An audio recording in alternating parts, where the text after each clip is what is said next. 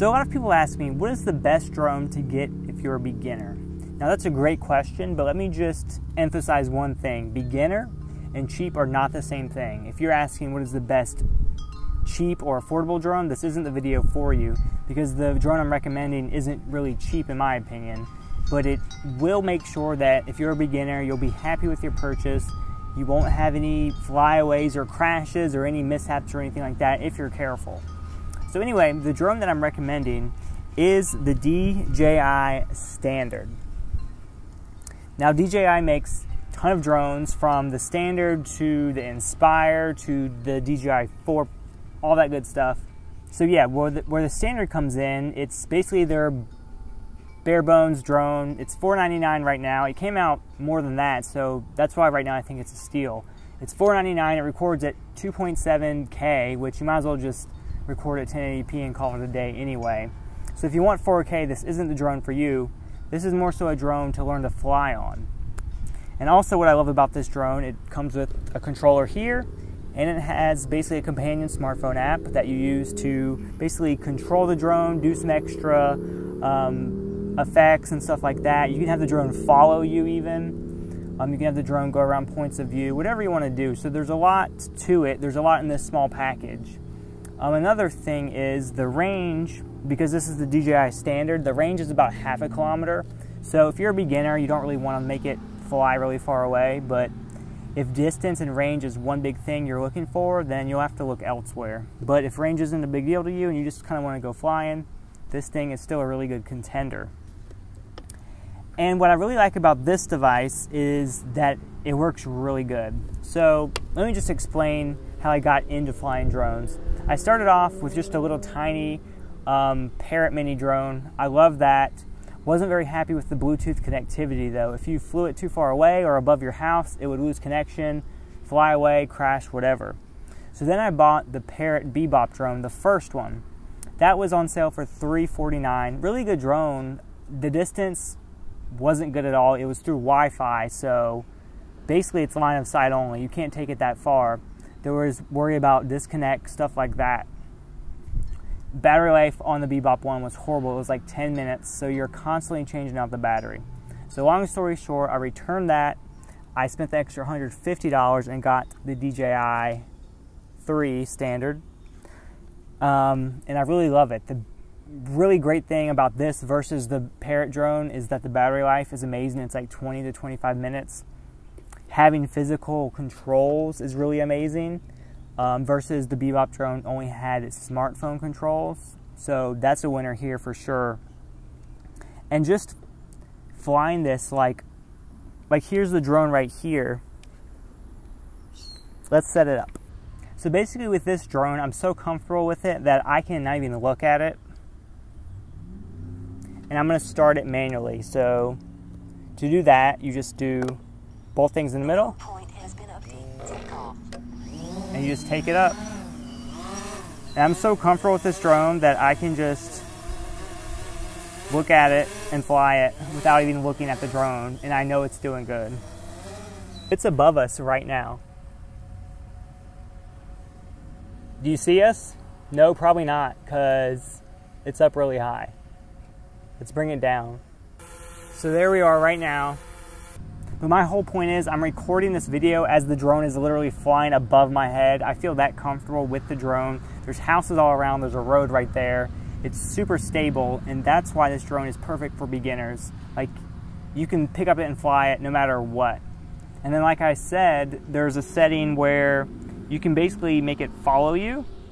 So you go in the settings and you tell it to follow you, and it hooks up with your phone's GPS, and you can walk around and it records you. So the possibilities are endless for, you know, different type of videography. If you're trying to get a certain shot for a video or anything you're working on, that's really good. But you know, you can have a drone without even recording footage. You could just have it to play with, and that's basically what my purpose is. I got the drone to fly it, not to really record video. So that's why I think spending $499 is perfect. You know, $499 pays for an amazing device that's super stable. It's right up there. It uses GPS, it uses a compass, it uses everything to make it really good. Like, you don't really fly it, if that makes any sense. And that's almost like a con once you get so good at it, it's almost boring. So then you're going to want to go to different places, go to different, you know, locations to get really cool shots. So that's where I'm at right now. And also, let me demonstrate another feature. I mentioned that the range is, you know, like 0.5 kilometer. So what happens if it goes past that range? Do you just lose it forever? No, not really. So what we're going to do, we're going to fly it.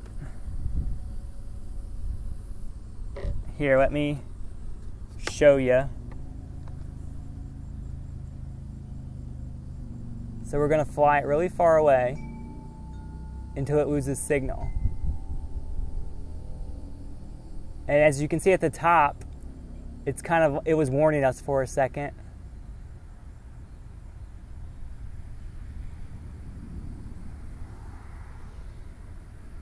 It's getting kind of jerky.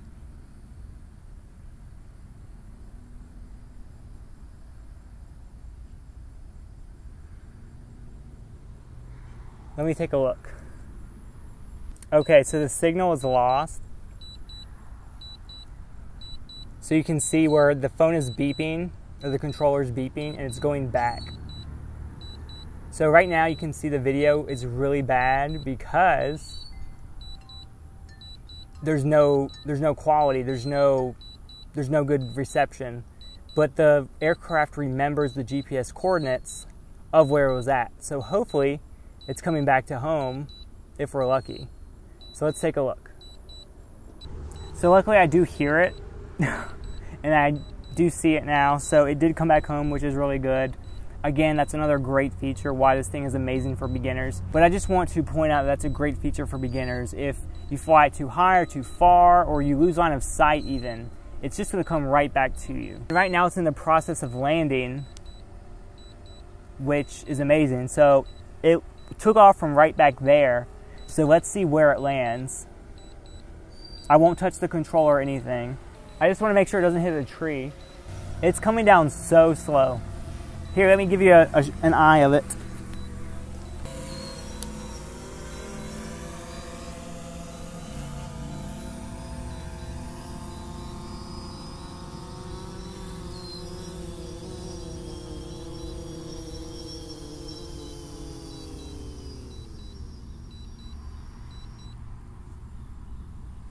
So that's where it took off. That's basically where it landed. So that's really amazing. Obviously, you don't want to just assume it's not going to hit anything, because I do have trees and houses and everything around me. So you do want to take manual control if necessary. But that's really amazing. I controlled it away from the signal. It got lost. It came right back to me. Now, if there's ever an instance where you can't even see the device and you don't want to make it lose signal, there's a return to home function as well. So you just hit that little button down there. That's return to home. Okay, so you bought the DJI Phantom 3 Standard, you've gotten used to it, you know, what next?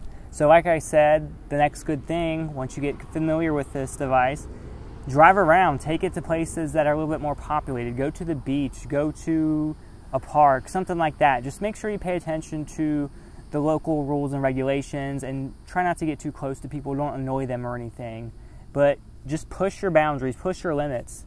And then once you've had this drone for a while, you know, maybe consider upgrading to something else. The DJI Phantom 4 is really good as well. It's got some great features, but for me personally, I just like fooling around with this thing. And if you're looking for a drone just to, you know, fool around with, maybe get a few shots to upload on Facebook or Instagram, there's nothing wrong with this thing at all.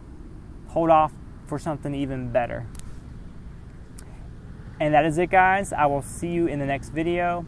Let me know what you thought about this. Do you have drones yourself? Do you want to get a drone? What's your dream drone? I'll see you guys later. Bye.